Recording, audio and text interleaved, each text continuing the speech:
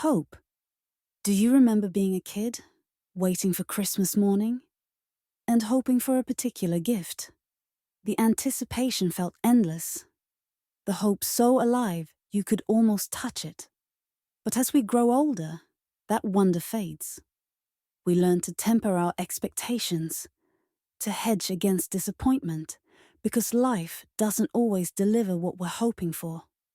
Sometimes we carry that mindset into our faith. When prayers go unanswered or the waiting stretches on, it's easy to hold back our hope, afraid of being let down.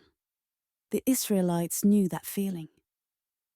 By the time Jesus was born, God's people had been waiting about 400 years to hear from him since his last word through the prophet Malachi. For us, it's just the flip of a page from Malachi to Matthew. But for them, it was centuries of silence. Still, they clung to the promise of a savior. And when Jesus finally came, he didn't look like the king they expected. He came as a baby in a manger.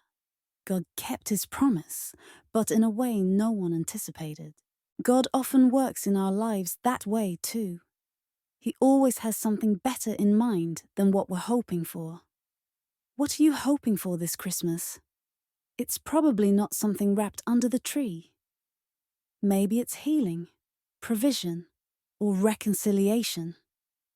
Whatever it is, let this season be a reminder. Our hope isn't in an outcome, but in the Savior.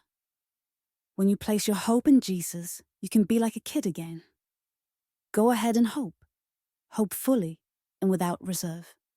Dare to imagine yourself free, whole, and at peace. Those are just a few of the promised gifts that come with following Jesus. They don't come like a light switch, though. They come more like Christmas comes to a kid, slowly. When the waiting gets long, turn to Hebrews 11.